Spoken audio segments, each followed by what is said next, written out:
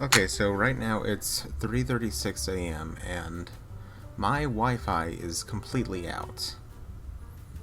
I was gonna have something playing in the background while I work on this, so I'm gonna have to resort to getting out the classic Madagascar DVD from the studio that brought you both Shrek and Shark Tale. This is a pretty cool DVD in my opinion. It's got a pretty cool menu. It's got some pretty fly trailers, if I say so myself. But you see, the funny thing is, this was the last DreamWorks film released on VHS. Unless you count, of course, The Curse of the Were-Rabbit, which was only really distributed by DreamWorks. But, the Wi-Fi is completely dead, by the way. I don't know if I said that or not, but... yeah. I hope if you're seeing this, then, I hope you enjoy. So, let's go back to the millennium.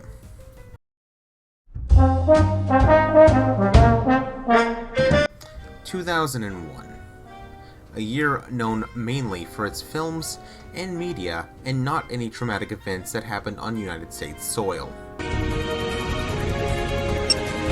got manual override.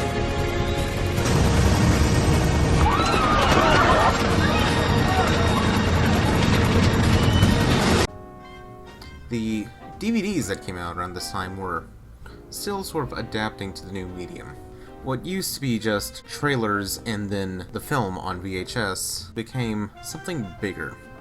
Suddenly we had access to director commentaries, deleted scenes. Well, I don't think that thing could have gone any worse. These were of course things before, but they became much more common with the release of DVD. And this. But, you know, as of recently, a lot of that's going away. If you look at the Warner Brothers Blu-rays released recently, all they are is a boring menu with nothing on them. What happened to the grand old days when you had a look at the entire history of a film, all on a single disc? 2022 is the 20th anniversary of the 74th Academy Awards. This specific ceremony is notable for introducing the Best Animated Film category. There were 3 films nominated for this prestigious award in its debut. Shrek, which we already covered last year. A little-known film called Jimmy Neutron Boy Genius, which I didn't grow up with so I'm never touching. And Monsters Incorporated. Monsters Incorporated is the 4th Disney-Pixar collaboration and the first one to come out in the new millennium. It won Best Original Song, the first Pixar film to do so, but everyone remembers the one with green Mike Myers more. Out of every Pixar movie from before Disney bought the company, this is one of the most beloved, but also one of the least talked about. Why is that? Was this film just not as significant as Pixar would have hoped? Or is there something deeper behind the scenes? My name is Richard Scrabble, and this film is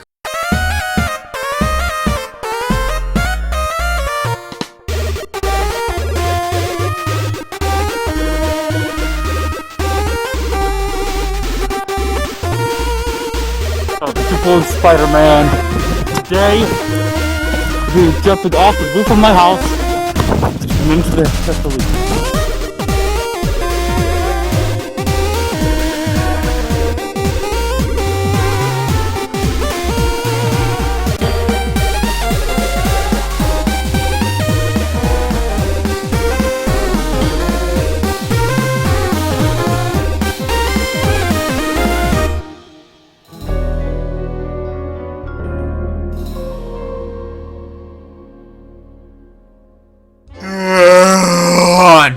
Now, if you're an animation nut like I am, you would know that in 1994, several creative hands at Pixar, including Andrew Stanton, Joe Ranft, Pete Docter, and alleged sexual predator John Lasseter, all had lunch at the Hidden City Cafe in Richmond, California.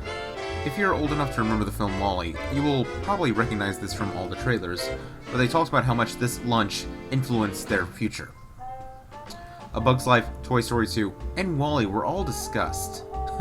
And in return, the studio inspired the restaurant with the film Ratatouille, in the sense that the restaurant was shut down because of a rat infestation. Pete Docter was the one to come up with the idea of Monsters Incorporated. As explained in the DVD commentary, So one of the things I loved about working on Toy Story was how many friends came up to me and said, "Oh, I totally believed that my toys came to life when I wasn't in the room." And I was looking around for other things like that we all experienced as a kid, that was sort of a shared experience. So I knew that monsters lived in my closet and were coming out to scare me at night, so I figured a lot of other people felt that way too.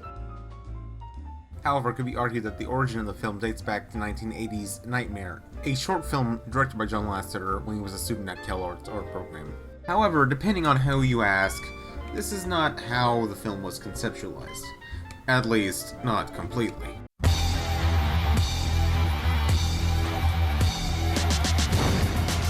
Okay, so in October 1999, Laurie Madrid submitted her 1997 poem, There's a Boy in My Closet, to several publishers.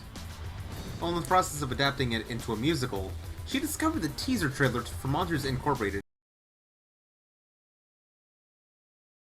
and was livid to say the least. She came to the conclusion that her poem was sent to Disney from one of the publishers, and her lawyer wanted the film to be held from release until the end of the lawsuit. I had Tre read the original poem. There's a boy in my closet, the little monster said. His mommy shook her head at him and said, "Go back to bed. There's no such thing as little boys. I've told you that before. Now go climb back into your bed and close your closet door." "But Mom, I swear I saw him. My vision wasn't blurry. And he looked really, really weird. Because he wasn't furry. And I'm sure what he's covered with. I think it might be skin. And he's not big and fat like me. He's bony and he's thin. He's got some freckles on his face. Instead of horns, there's hair. Jeez, Mom, if you just take a look, I'll know you'll get a scare." I haven't heard him roar like us, but he almost made me cry because he looked right up at me and I hear him say, "Hi. That's why I ran back down here," she said. Son, I love you so, but there's no such thing as little boys. Now back to bed you go." Now, I can't speak for everyone, but I feel like the poem and the film are two very different things. One is about a monster child discovering a boy in his closet, while the film is about a human child entering the monster world. So I don't think this case has any bearing. The film was obviously not kept from its intended release date in November of 2001, and in 2002, a judge ruled that the film and the poem are two completely separate entities. However, there was another lawsuit.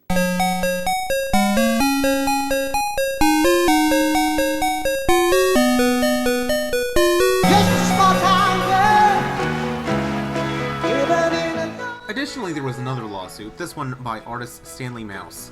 Known for his psychedelic art and album covers for bands like Journey, Mouse sued based on the idea that his characters were stolen.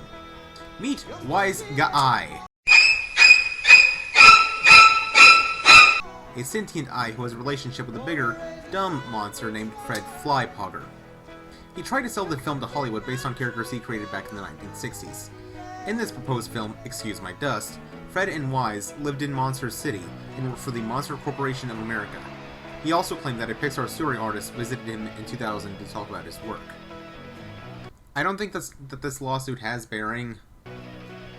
It has some, but not enough.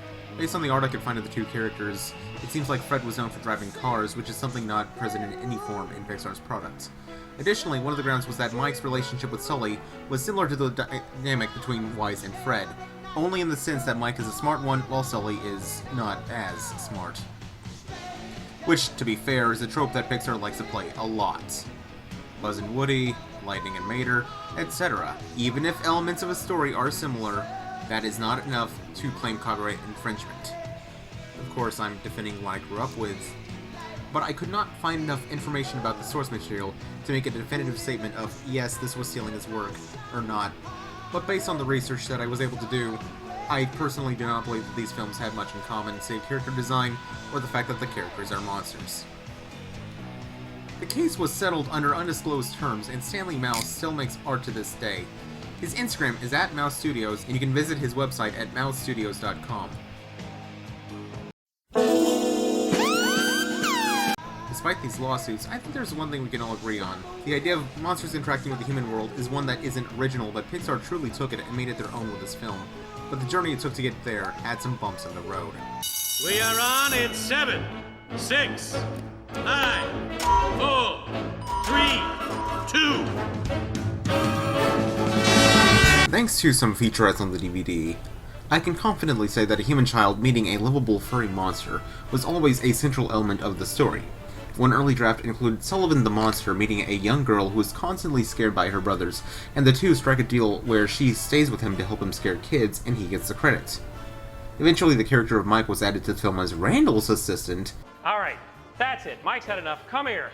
And Mike knows all the guys that work at Monsters, Inc. very well, and he takes Sully and Boo up to the security guard. Uh-oh, Sully's worried about this. While Sullivan, now named Sully, had an intern-like role at the company. Eventually, Sully was given the role of a scarer, and Mike was his assistant/roommate/best friend. They were very good friends. So should we talk about 9/11? There was also a scene altered by the 9/11 attacks. Originally, in the Harryhausen's escape scene, the restaurant exploded, but this was changed post 9/11. The filmmakers explained this in the director's roundtable meeting on the 2013 Blu-ray release of the film. At the end of the sushi restaurant scene where Boo escapes from the restaurant, the CDA attacks, they come in, the one guy says, all clear for decontamination, and as they're running away, Mike says, Sully, that could not have gone any worse. And the way it was in the original was It's like a mushroom cloud in the fireball background. of the restaurant being imploded. I highly recommend watching it, as it offers a special look at the behind the scenes of the film over a decade after its release. Essentially, the crew felt that the scene being in a film released only 60 days after such an event was inappropriate, and ruined all the goodwill the crew had about applying the finishing touches to the film.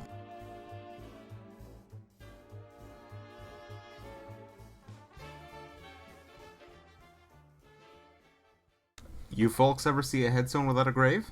Well, that's exactly what the Monsters, Inc. website is now in the year of 2022.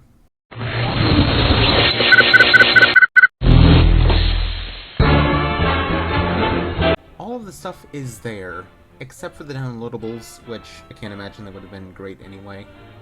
I mean, it's hard to top the Kronk's cookbook from Emperor's New Groove. None of the videos load, none of the downloadables download.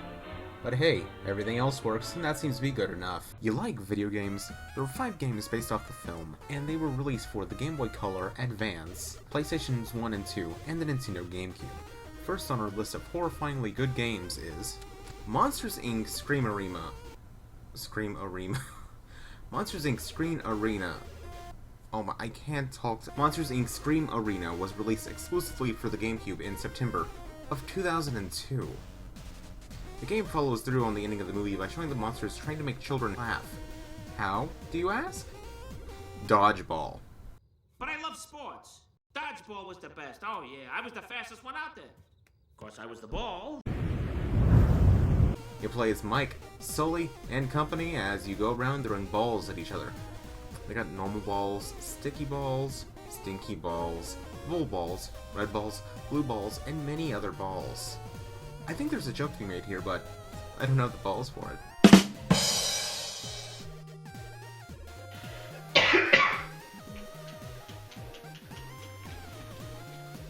Now this game is actually pretty fun. I don't have enough controllers to try multiplayer, but I guarantee you if I did, this would probably be a good old fun time. I can't wait to see this one at the next Evo. Monsters, Inc. on the Game Boy Color is the epitome of mediocre. Riding the edge of being bad, the game starts off as promising, but it hits a snag when you have to traverse Monstropolis. It's downright terrible from the first Randall fight through the Himalayas. In the second fight, it actually ends on a high note with the best 2 levels of the game. The door level is pretty cool. You're racing against both the camera and Randall, forcing you to memorize where each door is as you replay the level multiple times. Every boss fight focuses on avoiding attacks while dropping things on the boss's head. Randall's first fight has him dropping spikes, while Sully has to drop what appears to be grates onto his head, immediately followed by a Mega Man level. The second Randall fight has you jumping on these arm things holding up the energy canisters and dropping them while avoiding water noose. The final water noose fight has him throwing up canisters, which you need to let them explode to create holes to drop them down to hit him. It's not a great fight, but it's better than everything else. It's pretty fun when he hits himself. On the bright side, the game has infinite continue, so it has that going for it, alongside a not terrible soundtrack.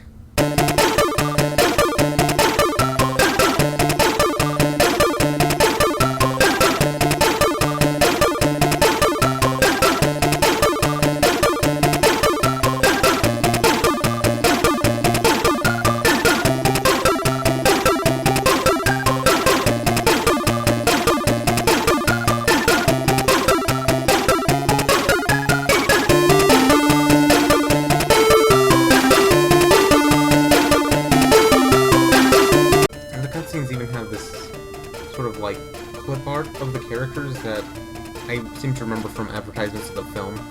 I'd say if you could play this game for free on an emulator, do that, but I don't even think it's worth your time, to be honest. So, about every other game I mentioned, well, I didn't exactly play them. I wish I did play them, but I, A, didn't want to get this video postponed even further, and B, didn't want to, play them. Okay, dude, yeah. What the fuck? Yo, what the? Hey, relax, buddy. Relax. Oh. Yeah, we'll go with that. I will say this, PlayStation 2's Monsters, Inc. looks like a standard kiddie platformer of the time. We'll try to make this as painless as possible.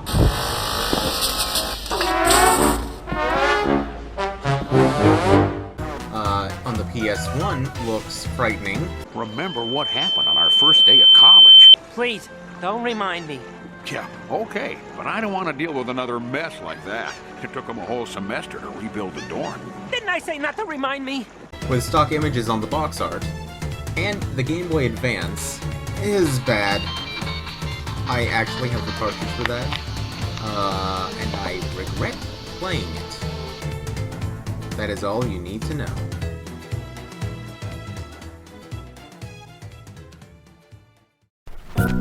Good morning, class. Today we're going to learn the McDonald's menu song and give a listener out there a chance to win $1 million. So, repeat after me. Repeat after me. No. No, no. Oh, okay. Okay. Here goes. Here goes! Let's talk merchandise. Now, of course, the film had the standard Happy Meal release. For some reason, I actually own most of, if not all, the toys from this collection. This is a first for this show, and something that you'll see be common quite later on. Additionally, the series returned to McDonald's in 2006 as part of the Pixar Classics line, which also featured Buzz and Woody, Mr. Incredible, and others. One place. Got it? Got it! Okay, now you do it! Big Mac McDLT, a quarter pounder with some cheese. Ah, too bad. My favorite part of Monsters, Inc. is all the different monsters. 2319!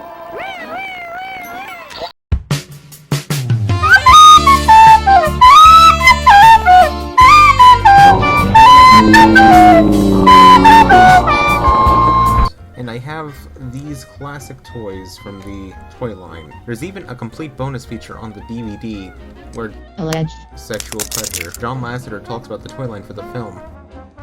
Speaking of... I can't sleep, Mom. There are monsters in my closet. I have an idea. There, honey. Feel safe? Now the monsters are into the caravan. No, they aren't. I'll show you. Dodge Caravan. A feeling of security no matter what lies ahead.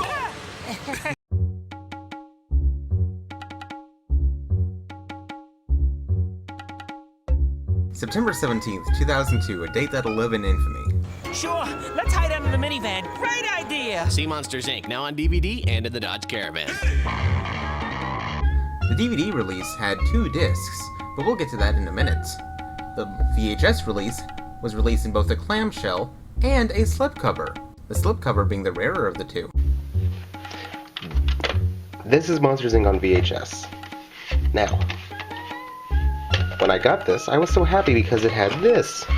And then when I wanted to do the video, I realized I wanted inserts. Which, leads me to...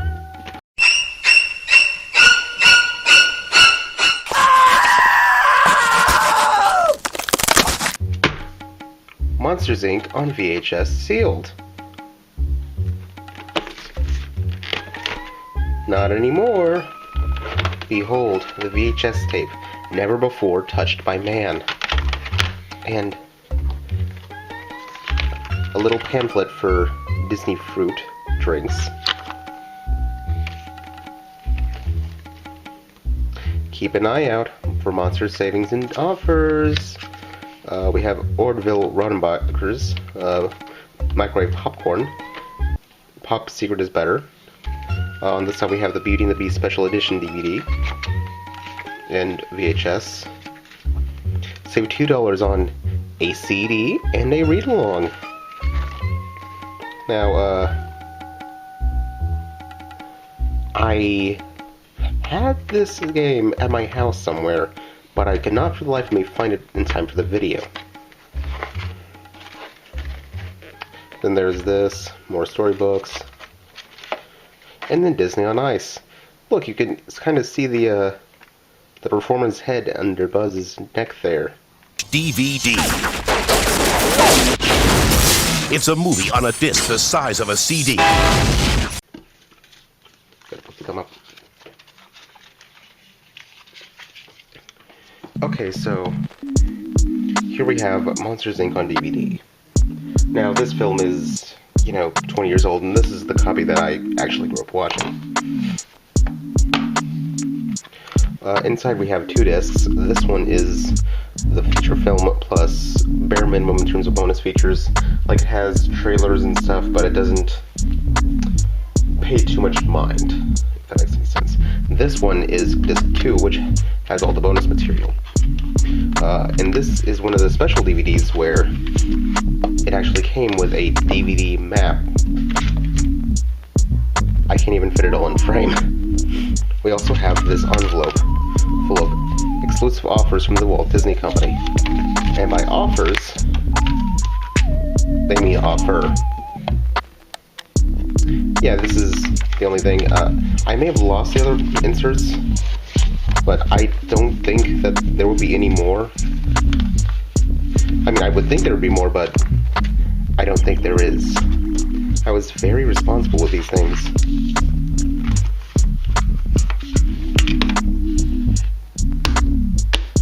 The cool thing about Disc 2 on the Monsters, Inc. 2-disc Special Edition DVD is the fact that it is the most in-depth Disney DVD that I had as a child. Now, it has 2 sections, a Humans Only and a Monsters Only section. The Monsters Only takes you to all the standard kid stuff, like you got a DVD game, a storybook, all that jazz. But, in the Humans Only side, you get the most wonderful collection I have ever seen. You got a whole lot of trailers for the film, a whole lot of TV spots, even the little bumpers that they had on ABC. They have everything there. Are you ready for some football?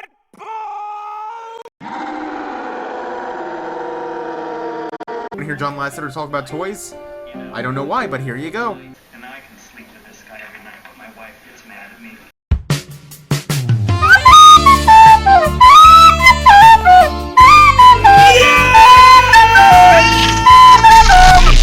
You want to see footage from the New York premiere of the film featuring star of the Santa Claus 1, 2, and 3, The Escape Clause, Tim Allen? He's there too! You want to see a full CG run-through of the facility? They got that! This DVD is jam-packed, and it's easily one of the best things I own. DVD-wise, I mean, I got a lot of other cool stuff too, so... At the end of the day, we have one question. What made Monsters, Inc. not as memorable as Shrek? And it all comes down to the time frame. In less than 2 months after the terrorist attacks on 9/11, Monsters, Inc. was a nice distraction from all those events. But Shrek came out 3 months before it. The day that Monsters, Inc. came out in theaters was the day Shrek released on video. While Monsters, Inc. earned more than $62 million, Shrek's home video release made more than $100 million. I think this fairly cements the relationship between the two. While Shrek was, and arguably still is, the bigger success, is that really worth it? Look at what Shrek was. Shrek was a parody of these big studio films, and then immediately following the second one, it became a merchandise monster. What was once a cynical look at studio-mandated fairy tale films, look back at Shrek 1. The toys for that film, aside from the Burger King toys, weren't toys. They were Todd McFarlane action figures. And if you own any of their products, you should know by now that McFarlane action figures has action figures in quotation. These things are statues. Let's look at the right one, and then... Oh, that one falls too, so... Shrek sold out fast. Monsters, Inc. didn't, oddly enough. The only direct continuation from the ending was Monsters at Work. Sure, there was a prequel that everyone didn't really like from 2013, but aside from that, there hasn't really been anything. Does there need to be? This story stands on its own, and aside from A Bug's Life, it's probably the least touched Pixar film in that regard. Sure, Monsters at Work can be cute at times, but Oh, okay, this is gross. Everything's wet. Why is everything so wet? Everything's wet. Okay, gross. Is this the right thing to do? I'm gonna remain neutral until I see what happens. But Monsters, Inc. is a self-contained story, something that Pixar has largely as a whole forgotten how to do. Maybe it's best if we remember it this way.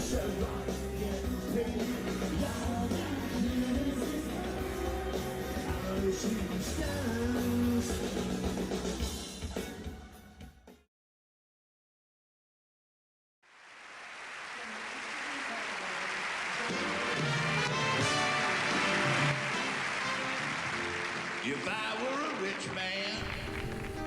So we're finally here. It's been a long ride getting here, you know? I mean, there's been the whole year since the last one. I didn't mean for that to happen. This video was meant to come out during Halloween.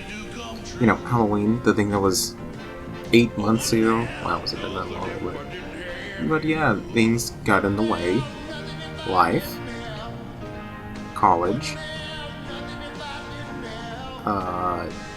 Depression. I graduated. That's gotta stand for something, you know? Point is, it's been a long ride. And I'm just happy to get this video out.